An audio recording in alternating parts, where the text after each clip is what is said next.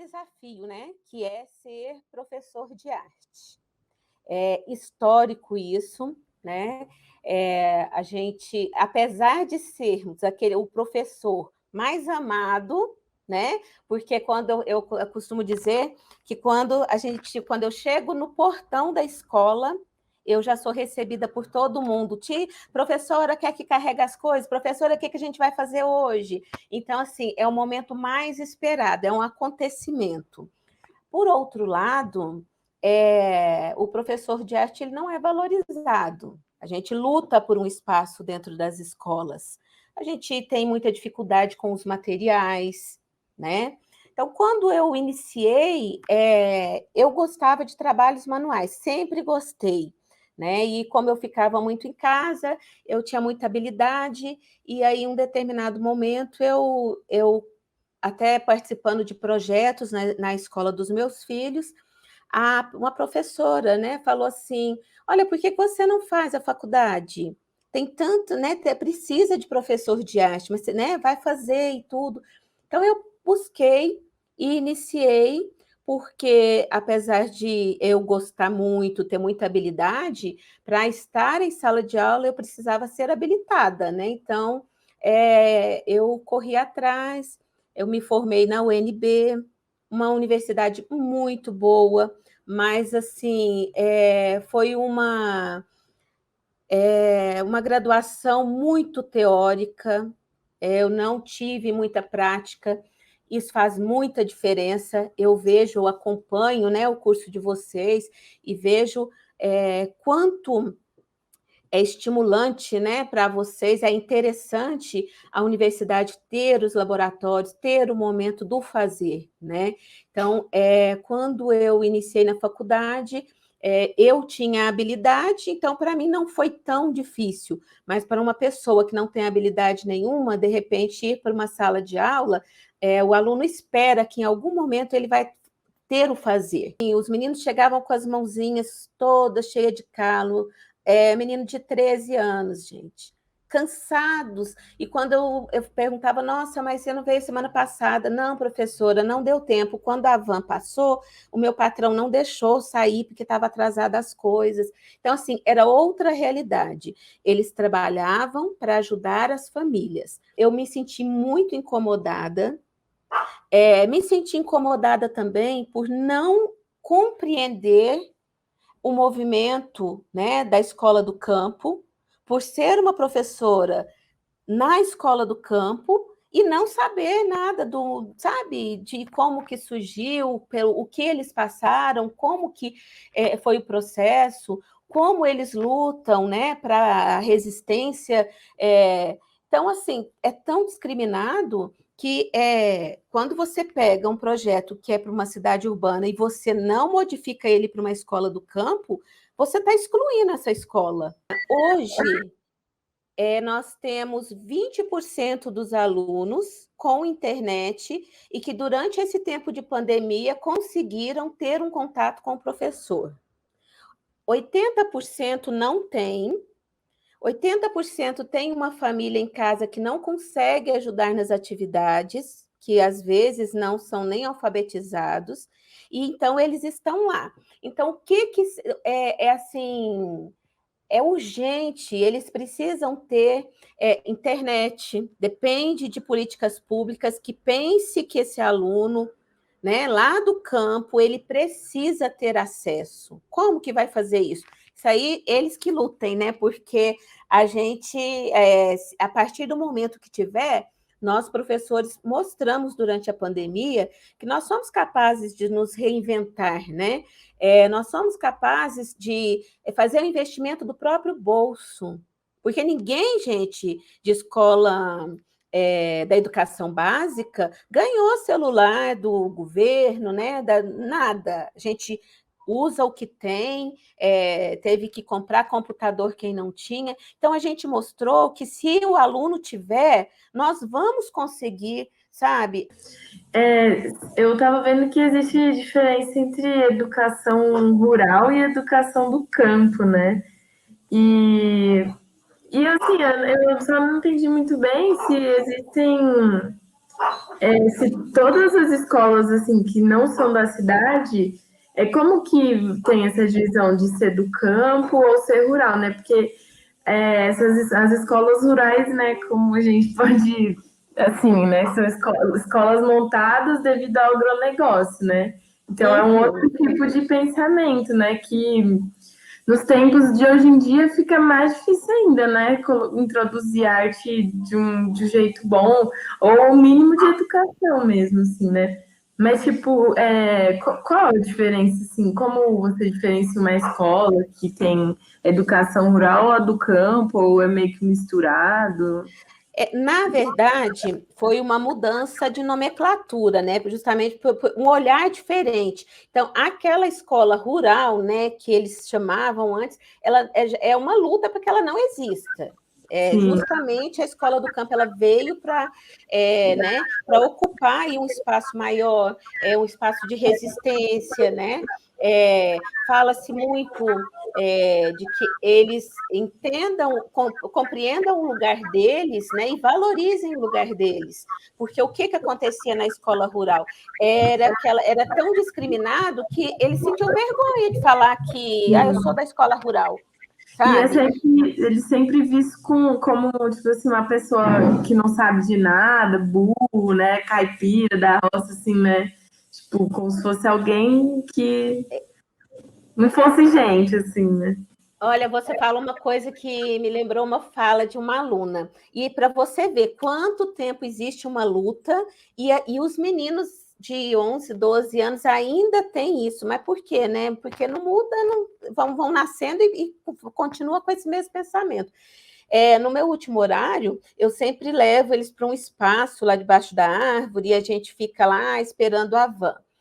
E aí, porque assim, a prefeitura não me libera, ela não paga o último horário, mas eu me sinto no compromisso com eles. Eu não posso soltar eles na escola e ir para a sala dos professores e não tenho vínculo com eles. Então, eu gosto de ir para lá, conversar.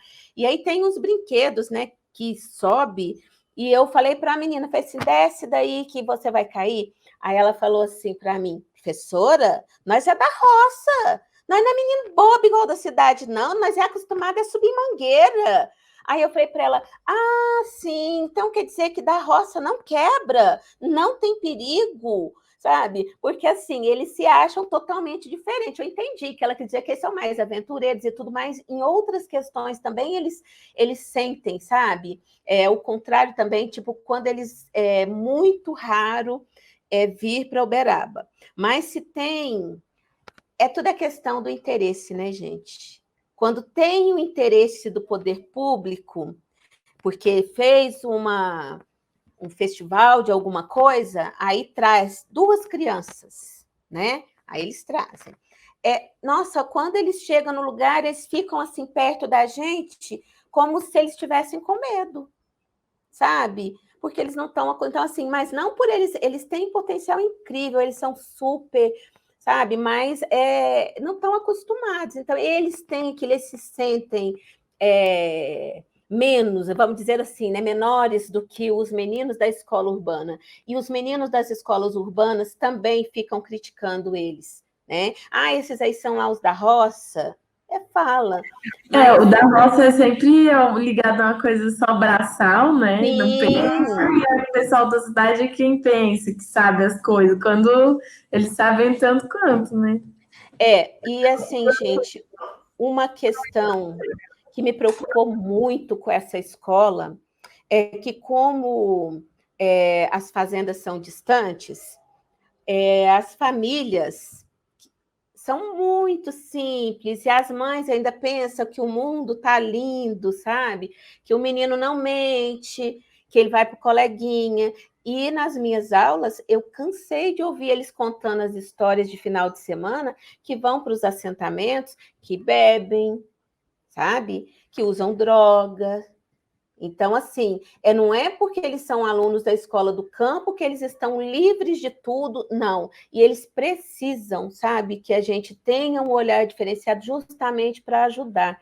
Até mesmo a questão da família. E como eu falei para vocês, 3 escolas com realidades totalmente diferentes. Não é porque a escola do campo, elas são iguais, não são, né? Essa escola que eu falei, onde tem o doce, tem tudo, eu participei de uma reunião que até é muito interessante, que quando fala que tem reunião, aí alguém te fala assim, você não precisa vir, você é de arte. Eu falo, não, por que não? Eu tenho os meus alunos, eu tenho as famílias, então a gente tem que ficar se impondo a todo tempo assim, lógico, sem brigar com ninguém, né? Tem que sempre ter um jogo de cintura para garantir o lugar da gente.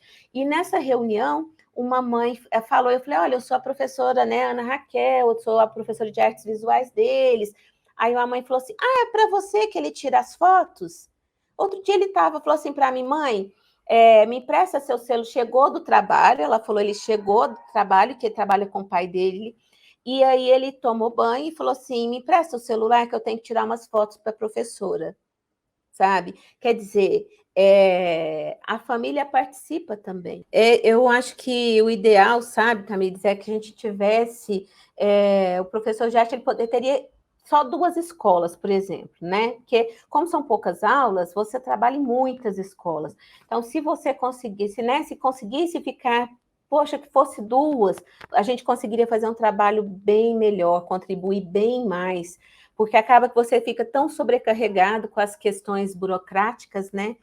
E aí você olha, você quer fazer, mas você, né? Eu no mestrado, eu tenho o privilégio de, eu sou efetiva, eu estou só estudando, eu tenho direito pelo plano de carreira, mas uma pessoa que não é concursada e que quer fazer a mesma coisa, é muito mais difícil. Então é isso, é sempre importante você conhecer, né, ali o entorno do seu aluno, né, onde ele está, seja na escola do campo, na escola urbana, que a gente tem aquela questão da periferia e temos aqueles alunos, né, das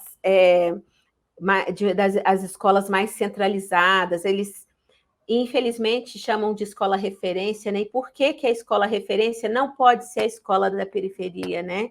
Quando vem alguém de fora e alguma coisa, por que que eu não posso destacar a minha escola do campo? Por que que eu não posso fazer o um investimento para que essa escola seja destaque? Eu tenho, né? Vou lá, escolho 2, 3 escolas bem centralizadas, né? Aqueles aparentemente tudo lindo, né? E aí, quando tem que mostrar para alguém, eu mostro aquelas que são referência, né? A educação é isso, a gente está vendo aí todo dia querendo acabar, né? Por que será? Por que essa educação é tão perigosa, né? A gente tem que olhar para isso. Por que será? Professor tão criticado, né? Mas ele é resistente, ele fica, ele envelhece, aposenta, vem uma geração nova e está aí. Então, fazer com que o seu aluno compreenda isso, né? Que alguma coisa está errado. Né? Que a questão social, né, está errado o ter tanto e o ter tão pouco, né? E que as políticas públicas não é um favor para ninguém, não, né? Não está fazendo favor, não. Precisa, né? Existe, a gente contribui, né? Vem tanta coisa descontando, a gente contribui com tanta coisa. Exigir até mesmo a questão das políticas públicas, né? Que a gente precisa. Agora, se fica todo mundo calado, se eu aceito, gente, tem pessoas que trabalham criando os projetos, mas nunca foi na escola para saber se o perfil da escola. Então, e se a gente não fala nada, se eu, enquanto professora, me calo também, né? E tá tudo bem, vou lá, dou minha aula e vou embora, não vai mudar essa realidade. Então, principalmente estimular. Tive uma escola, que eu dava aula numa escola, e eu trabalhei a Tarsila do Amaral. E foi muito interessante que quando a gente estava trabalhando o mamoeiro, os meninos falaram assim, e olha só, pequenininhos, de 8 aninhos, tia, é igual lá em casa. As pessoas ficam na rua conversando, as roupas todas no varal, porque eles são moradores de um conjunto habitacional que ainda nem tem muro, não tem nada. Então, eles identificaram com a vida deles. Isso faz sentido. Quando eu falo das obras dela, o que eu vou falar do movimento, eles já têm uma afinidade. Nossa, olha, é bem lá igual eu moro, né? Então, é isso, é pegar onde tem interesse.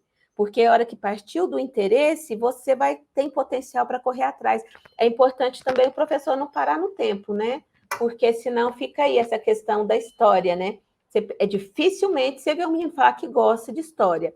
E arte também, quando eu chego e pergunto, eles falam assim, eu não gosto. Por que você não gosta? Eu não sei desenhar, mas quem te falou que a arte é só desenho? Foi assim que eu aprendi. No 9º ano, eles falam, sabe? E uma aluna, antes de começar a pandemia, numa escola urbana, era o meu primeiro ano na escola. É a escola que eu falo que eles são críticos, é uma escola referência.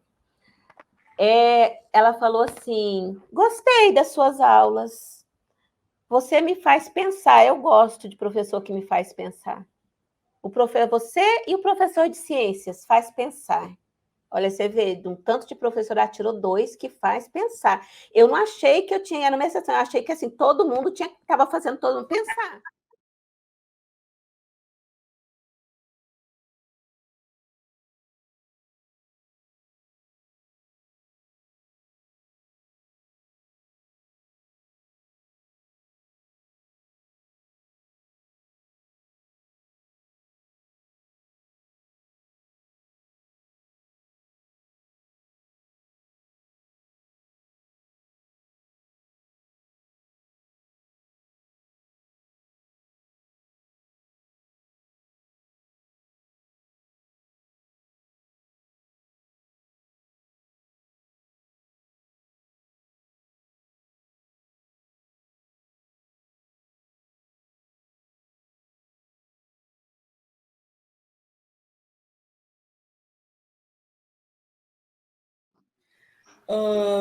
Eu sou Catícia Dotto, eu sou escultora e professora. Eu já sou formada em artes visuais há uns 15 anos, né? Eu tenho bacharelado e licenciatura feitos na UFSM. Eu fiz mestrado em artes visuais também na UFSM. E eu já atuei em vários contextos como educadora. Eu sou Cidivera, sou graduada também pela UFO, né? Mas na época era artes visuais. Tenho uma pós-graduação também pela UFO, pelo Instituto de Direito, em Direitos Humanos para Educadores. Né? Eu tenho uma experiência de 10 para 11 anos no socioeducativo de Uberlândia, CESEU. É importante eu dizer para vocês, assim, que, começando pela educação, eu não escolhi ser professora. Eu acabei sendo professora, né? E isso não quer dizer que eu não goste de ser professora, porque no decorrer do tempo eu me apaixonei pelo que eu faço e hoje eu não me vejo o trabalho artístico separado do trabalho docente e vice-versa, né? Por que eu digo isso? Porque eu escolhi lá com 18 anos fazer faculdade de artes visuais, né? Pensando em fazer arte. E num determinado momento eu descobri que tinha licenciatura, o que era licenciatura, e eu entendi que eu ia precisar da licenciatura para ter um campo de trabalho mais amplo, né? E é o que me sustenta até hoje, é a docência.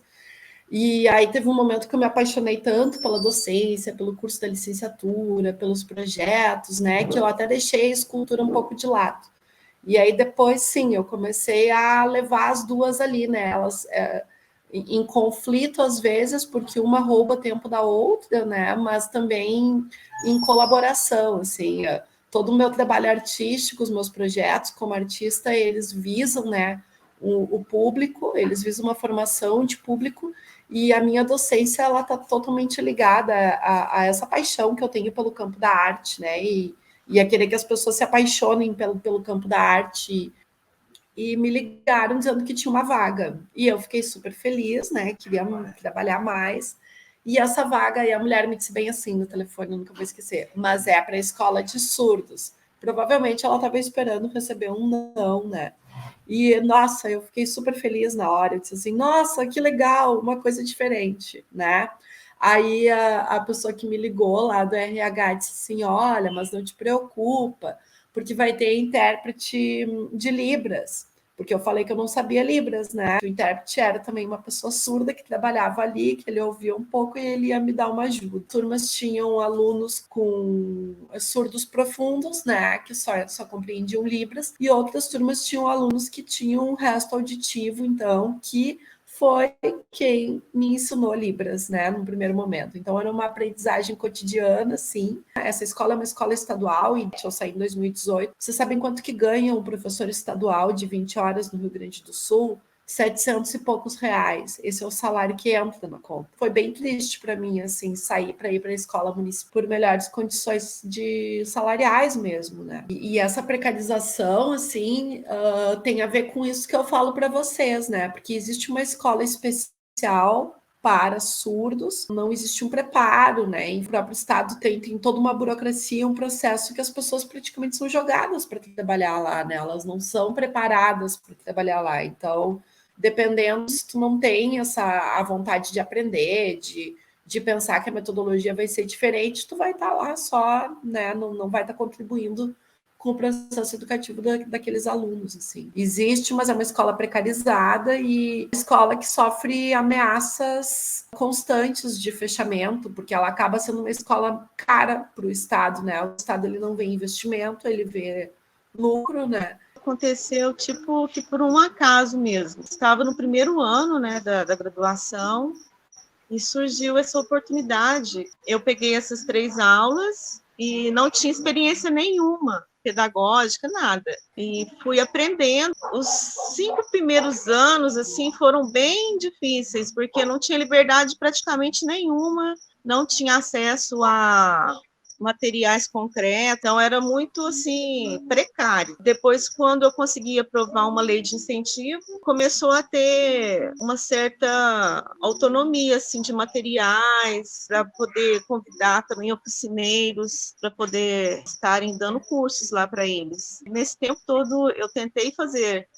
oficinas lá dentro, né, de desenho, pintura, trabalhar a geotinta, mas era muito precário, muito restrito por conta da liberdade mesmo, né, e os agentes socioeducativos sempre arrumavam uma maneira de boicotar as aulas. Não sei se alguém conhece o CESEU, tem uma escola mesmo, eles construíram uma escola, só que são todas com grades, as salas. Tem um corredor, tem os banheiros, tem refeitório, tem tudo, uma escola normal. Tem também um outro pavilhão que é só de salas, tipo oficinas mesmo. Só que é tudo assim, como se diz, para inglês ver. Entendeu? Na hora de tirar o aluno, de levar para essa sala, destinar recursos para que essas oficinas aconteçam, o Estado não fornece. O que eles podem fazer para dificultar que esses alunos tenham aulas, eles fazem. Chegou um momento que ficou difícil e eu resolvi sair. Nesses últimos 2 anos que eu fiquei, nós produzimos muito, em todas as áreas das artes. Foi bem interessante. Então, né? E quando eu fui lá para a escola de surdos, foi tudo novo. Aí eu cheguei lá, não tinha o intérprete. Então, a primeira barreira, entre aspas, foi a questão da comunicação. Já era todo um evento em sala de aula, né, com eles, porque eles queriam assinar livros para o professor novo. Mas aí tinham outras situações que foram desconstruindo totalmente os processos, né, metodológicos que eu tinha até então. Por exemplo, os alunos não tinham conhecimento da língua portuguesa. Os alunos que eu atendia, né, que eram do 5º ao 9º ano, eles não tinham conhecimento completo da língua portuguesa. Aprender a língua portuguesa escrita para os alunos surdos é muito complexo. Por quê? Porque nós aprendemos a partir da oralidade. Como é que a gente aprende a ler casa? C-A-K-S-A-S-A, casa, né? Com eles é um processo muito mais lento, muito mais longo. Então, eu me deparei, assim, e foi uma coisa que eu não me dei conta no início também, que ninguém me disse, que esses alunos não eram alfabetizados, estavam em processo de alfabetização. Outra questão, assim, que é importante que a gente também não se dá conta, na verdade, sempre é um processo de descoberta, era um processo de descoberta diária dentro daquela escola, né?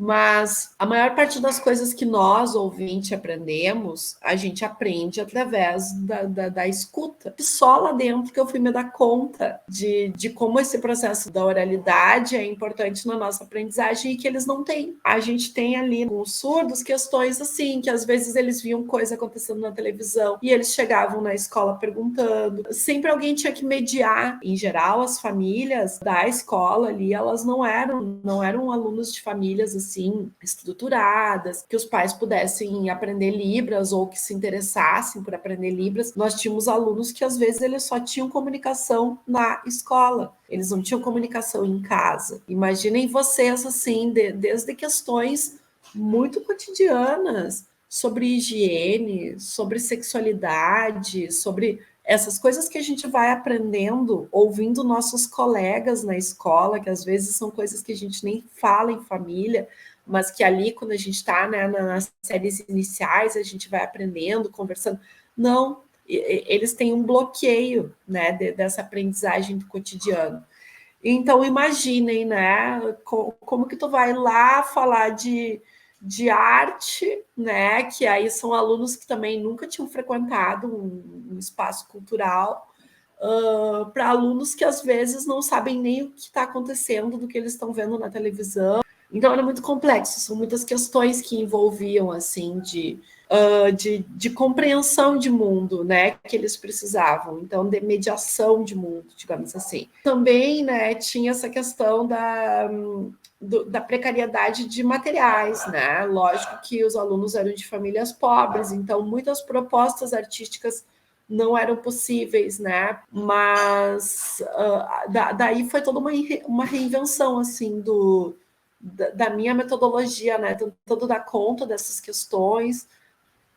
E no conteúdo em arte em si, enfim, né? Eu fazia propostas práticas, eu mostrava imagens, né? Dentro dessa abordagem de levar a imagem para a sala de aula, de tentar falar um pouco da produção artística, né?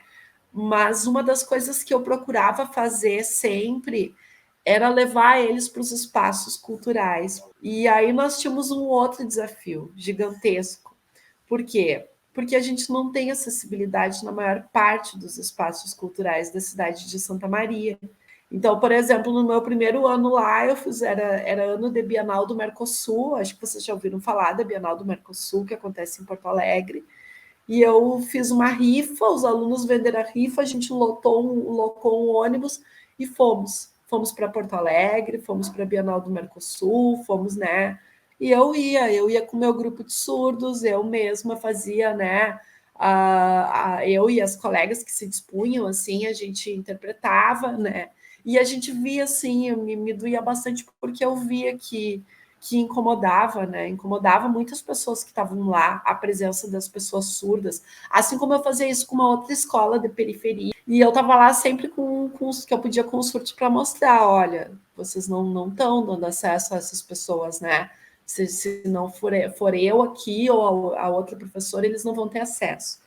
Depois a gente teve na escola, os surdos eles tinham, antes de eu entrar lá, tinha um professor que a formação dele era teatro. Ele tinha um grupo de teatro na escola. E o teatro para os surdos já é uma outra relação. Eles têm toda uma facilidade de expressão corporal já, né, a partir da linguagem. Então eles tinham esse grupo de teatro na escola que tinha terminado. E eu entrei lá e eu não tinha experiência nenhuma em teatro, então eu não me sentia à vontade, né, nem por uma questão ética, de continuar esse trabalho. Aí eu consegui levar para dentro da escola o PIB de teatro da UFSM. Então, nós tínhamos a oficina de teatro com os acadêmicos de teatro do curso de artes cênicas aqui de Santa Maria. E aí, sim, aí que a gente começou a ir mais ao teatro, né? A galera das artes cênicas começou a pensar também como inserir o intérprete de Libras dentro dos espetáculos, sem que o intérprete interferisse nos espetáculos, né? Que eu vejo hoje, assim, já distante, né? Que foi válido da minha estada lá e desse movimento, foi fazer esse movimento, mediar esse contato, assim, e mostrar para as pessoas, né, que os surdos existem, que eles têm uma cultura própria, que eles têm direito ao acesso, né, àqueles meios culturais que existem ali. Outra coisa que foi bem significativa, e aí, como eu falava no início, né, a relação entre a artista e a educadora, né, acontecia muito nessa escola. Por quê?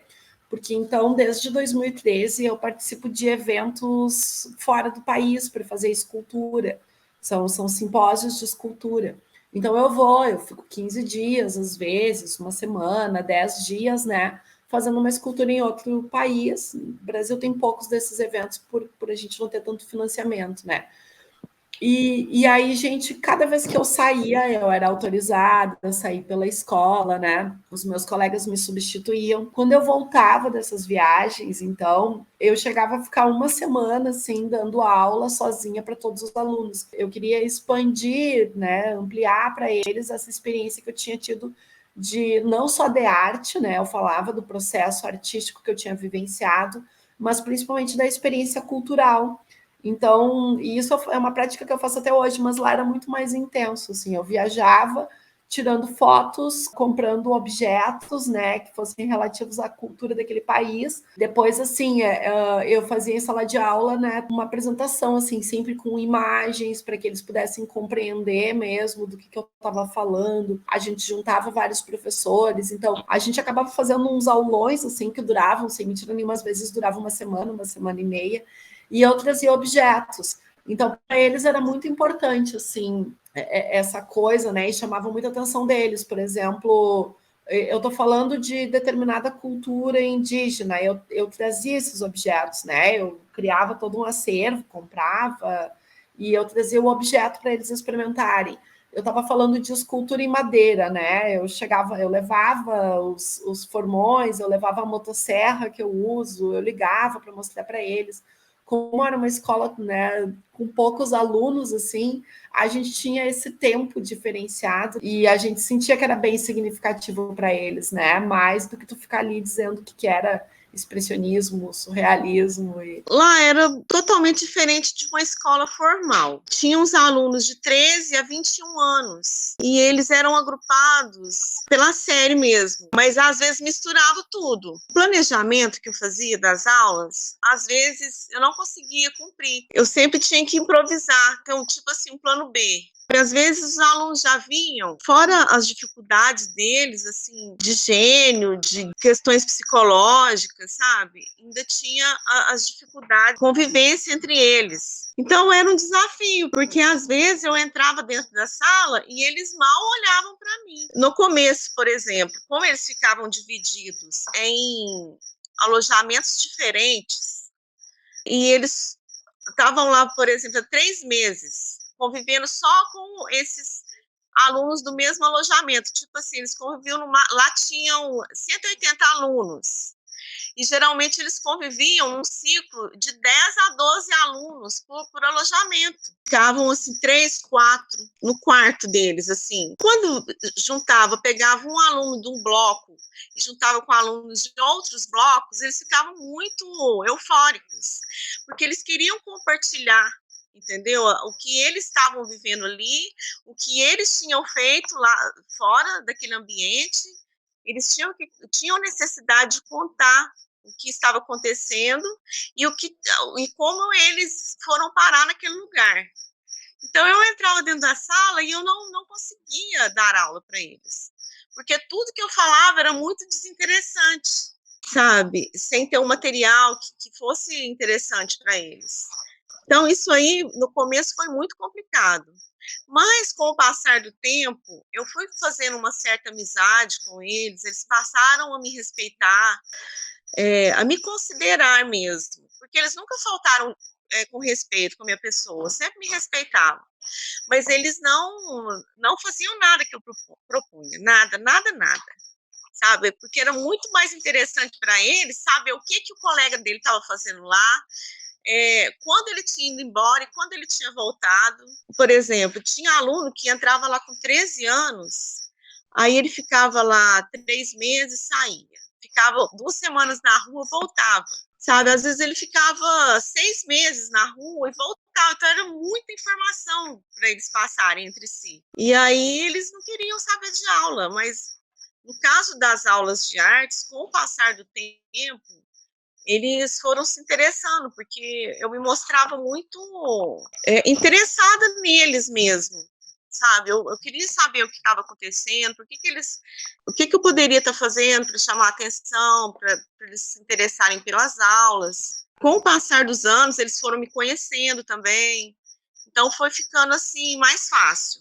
Depois, assim, como eu contei para vocês, né, da lei de incentivo, que eu tive acesso a outros materiais, a outras pessoas, por exemplo, o professor de dança.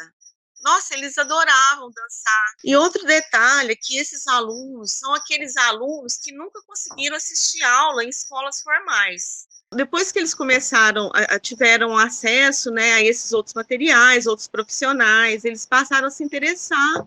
Foi interessante, porque até então eu penso que na vida escolar deles, eles nunca tiveram acesso mesmo, assim, não que eles não tivessem acesso, eles não se interessavam mesmo. É aquele tipo de aluno problema a vida toda na escola, né, até serem expulsos da escola e entrar no mundo do crime ou das drogas e parar no CESEU. Quando eles tiveram acesso e começaram a criar, né, foi então que eles começaram a despertar mesmo a vontade de estar ali produzindo, de assistir a aula, porque até então era muito complicado, porque a vida deles em si eram vidas complicadas, não tinham estrutura familiar, não tinham acesso à cultura mesmo, nem ao lazer. Essas crianças, esses adolescentes, eles vêm de uma realidade muito particular. A maioria deles foram criados pelas avós, são filhos de pais adolescentes, de pais envolvidos com crime. Então, são um tipo de gente que não tem acesso a praticamente nada na vida. Né? E até então, lá no CESEU, eles nunca tinham tido a oportunidade de ter uma aula de artes mesmo, de verdade, com os recursos necessários. Então, a partir do momento que eles começaram a ter esse acesso, né, eles começaram a dar um retorno muito legal. Certas falas, assim, ficaram muito marcadas para mim. Tipo, quando eu saía da sala, eles falavam: não é possível que você está dando esse tanto de atenção para esse bando de bandido. Aqui não tem nenhum santo. Sabe, aquilo ali, eu ficava assim, horrorizada, eu não tinha nem palavras, porque eles me tratavam tão bem, eu me sentia tão à vontade. Com o passar do tempo, eu ficava sabendo que o aluno tinha morrido, ou que ele tinha sido assassinado, ou que ele tinha subido, simplesmente desaparecido. Nunca mais ninguém tinha encontrado com esse aluno.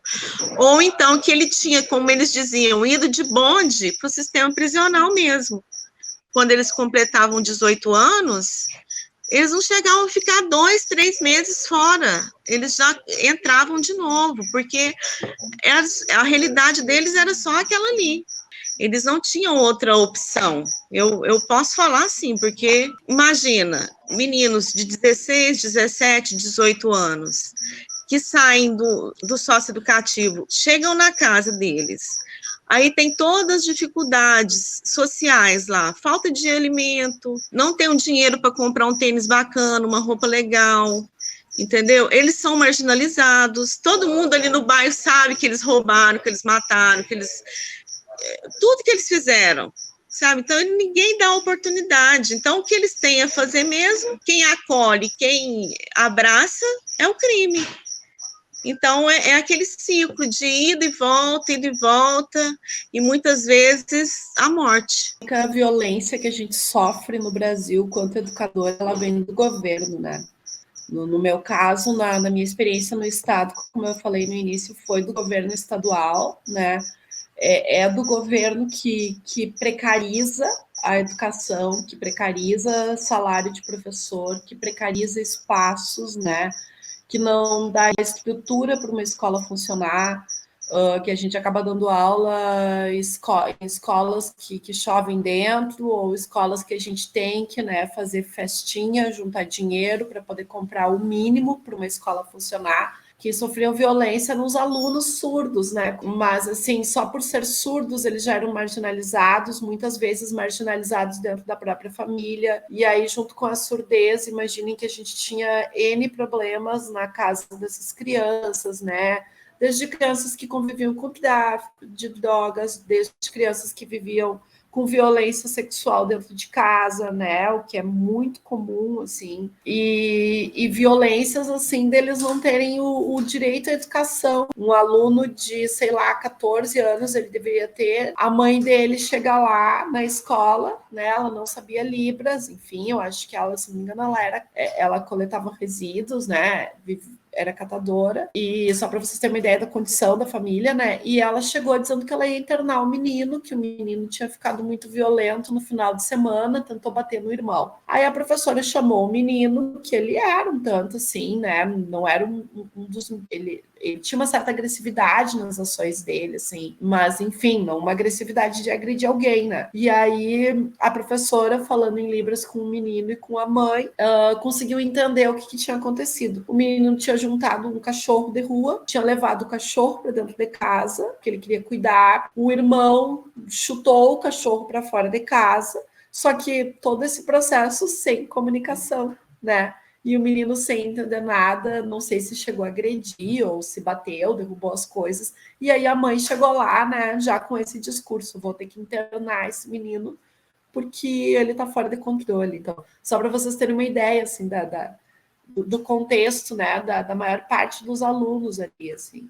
Bom, eu acho que dentro da própria educação, assim, por mais que nós tenhamos a maioria mulheres, né, trabalhando na educação, gestoras mulheres dentro da maior parte das escolas que eu atuei, se não de quase todas, assim, a gente tem ainda um ambiente extremamente machista. Por exemplo, a voz dos homens, né, por mais que seja um homem e 10 mulheres ali numa reunião, mas a voz do homem sempre é mais forte, e quem fortalece essa voz e essa fala são as próprias mulheres, né?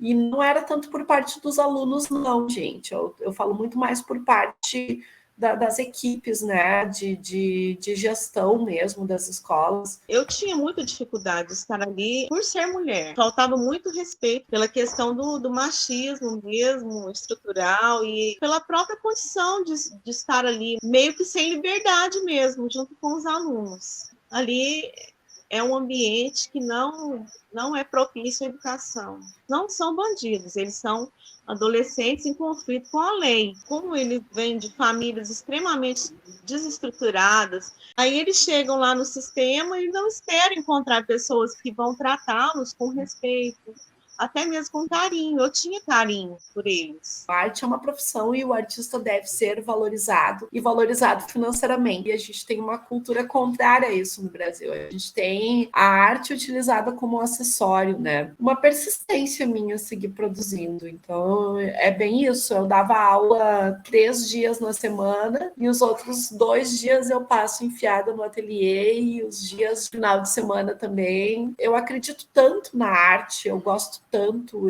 eu vivo a arte, não sei ir para um lugar sem visitar os museus ou os ateliês daquele lugar. Para mim isso é a minha vida, né? Que a arte me proporcionou tantos encontros, e eu quero fazer com que as pessoas entendam a importância da arte, né? Com relação se algum desses alunos tiveram êxito, né, assim, na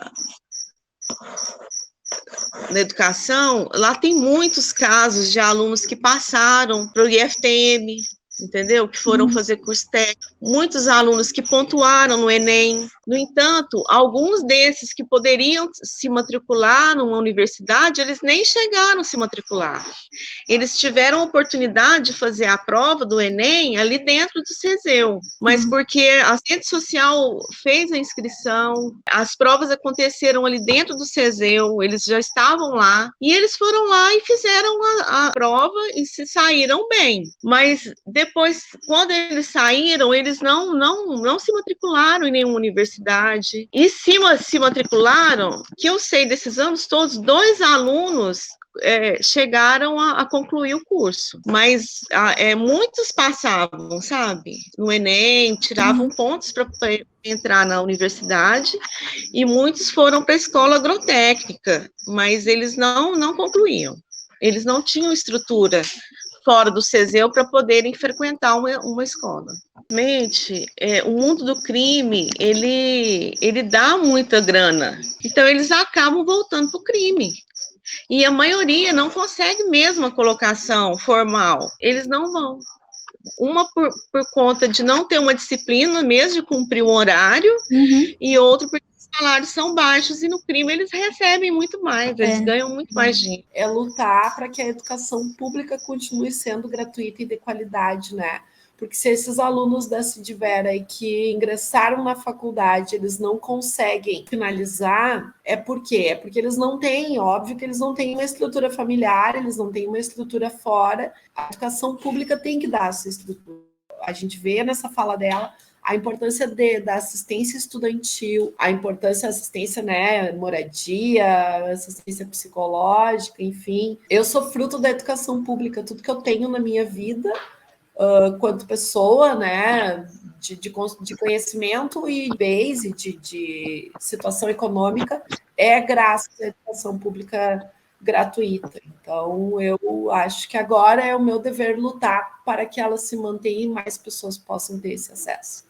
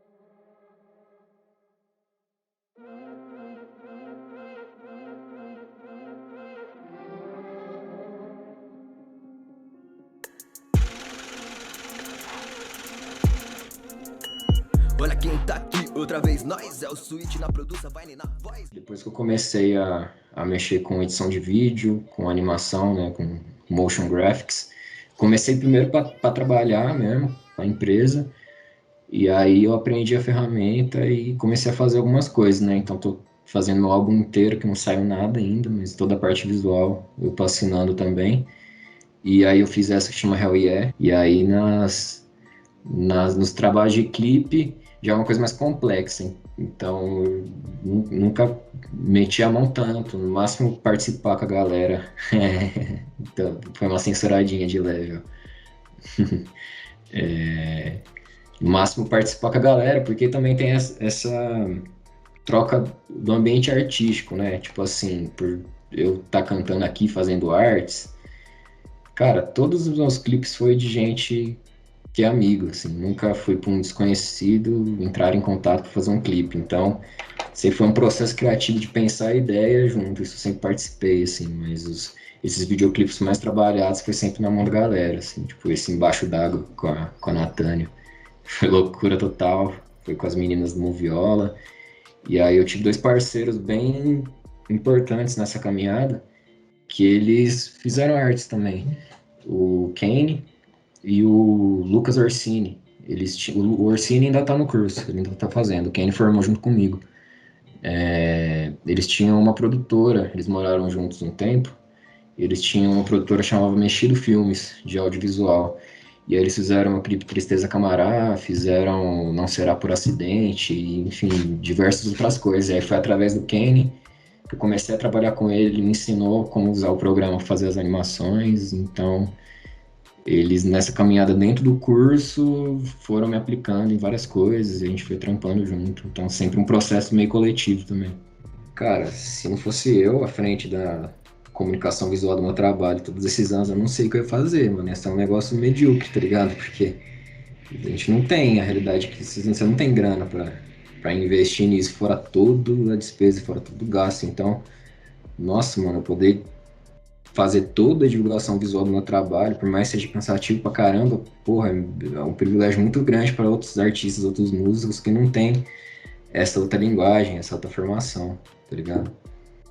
E aí, só que nesse momento também, eu tô querendo trazer mais gente para perto, então fazer as coisas de forma cada vez mais organizada, né? Por exemplo, esse disco ele tem um financiamento eu consegui o edital aqui da cidade, da Aldir Blanc.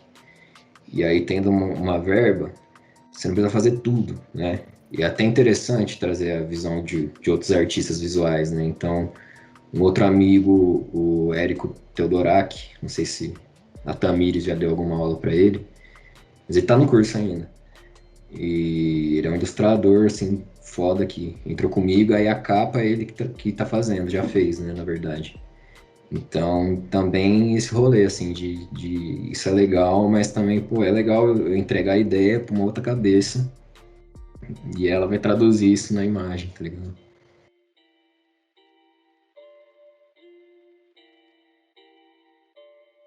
Tipo assim, é porque às vezes a gente acaba vivendo como uma ilha, assim, sem as referências certas. Então, você se sente meio sozinho mesmo, e às vezes você tem potencial pra caramba com uma determinada coisa, só que, mano, aquele potencial não é nem um pouquinho trabalhado, assim. Então, eu vivia num um monte de neurose na minha cabeça, assim, em relação ao que eu era, ao como eu me sentia, como eu me enxergava, e, assim, várias coisas que não precisavam existir naquele momento, não precisava ser um fator na minha vida. Se tivesse chegado antes, através do exemplo, eu, eu teria com certeza uma experiência escolar mais tranquila, já que a gente está falando assim do contexto acadêmico, contexto do ensino. Eu acho que é isso, assim, de novo, assim, meio que batendo na mesma tecla, mas a identificação, assim, quando eu chegava no PIBID e mandava uma rima, os meninos vinham tudo falar comigo, queria rimar também, queria cantar funk, etc. E era muito natural, mano, porque a arte é isso, ela tem esse poder instantâneo quase. E aí, às vezes, a gente tem que trabalhar as mesmas questões num outro contexto, ou melhor, eu via, né, a professora tentando, e não funcionava.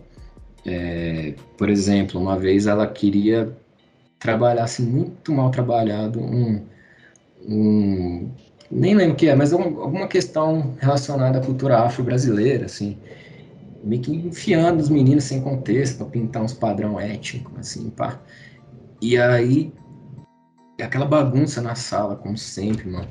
E aí, ela brigando com os moleques e tal. Não, porque isso é importante, cultura afro, não sei o quê. Aí eu lembro o moleque virou assim, no canto dele e falou: Afro, eu nem sei o que é afro. Nossa, tá ligado? Tipo assim, mano, aquele questionamento ali que ele fez, ele nem falou pra ela, ele fez com ele mesmo.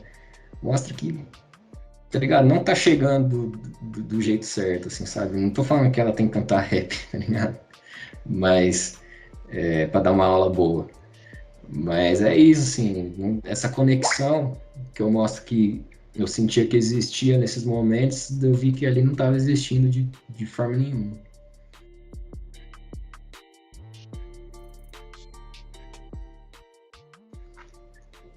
Tudo dá para você relativizar, assim, dependendo do recorte que você faz, né? Assim, tipo, a gente tem uma amiga aqui na cidade, Andrea Félix, que ela é mais velha, uma das artistas mais antigas do rap daqui. E aí ela contava que ela tinha que meio que se vestir como um homem, assim, para cantar, assim, para ter algum tipo de respeito e conseguir cantar nos rolês de rap aqui da cidade. Isso há 20 anos atrás. E hoje ela não precisa passar por isso. Então, assim, nesse recorte, nesse contexto, melhorou, assim, mas na prática eu não consigo ver. Assim, eu não posso afirmar que, nossa, hoje tá legal, tá da hora. Mas, tipo assim, eu acho que a gente tá começando a conversar sobre, tá ligado? Conversar sobre esses estereótipos do que o homem tem que ser, do que o cara negro de quebrada tem que ser dentro do rap, o que ele tem que falar, o que ele tem que vestir, o que ele pode ou não pode fazer. Tipo assim, eu lembro que teve um episódio uns anos atrás que uma besteira, mas que entrou na minha mente, assim, de um jeito muito louco.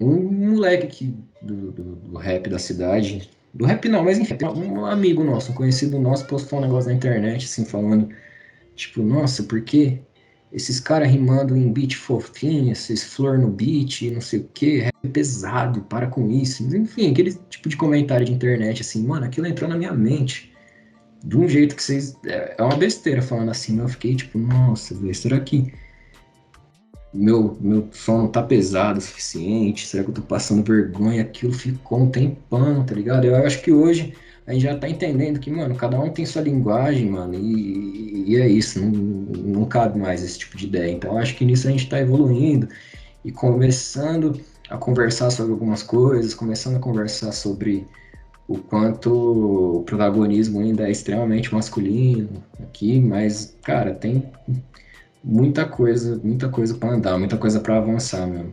Porque uma coisa é a gente trocar ideia sobre, outra coisa é as coisas acontecerem na prática, né? Tá ligado? Eu lembro de uma crítica, assim, de um portal que eu curto de crítica especializada de rap, que tava meio tirando o trampo, o último disco dos caras, falando que metade dele era baseado em mostrar o quão o homem moderno é bem resolvido, desconstruído acerca de várias questões, assim, tá ligado? Tipo, de ficar repetindo isso e batendo nessa mesma tecla, e aí, por coincidência ou não por coincidência, a gente viu que era só um discurso mesmo. E aí, nesse sentido, acho que representa alguma coisa, mano, dessa discussão ter sido levantada e de ter sido apontado esse erro, e isso não passar batido, não ser tão normalizado como era e como, de certa forma, ainda é, tá ligado? E eu acho que tem que existir essa coerência entre o que você é, o que você canta, o que você produz, e ao mesmo tempo, às vezes eu acho isso complexo. Tipo assim,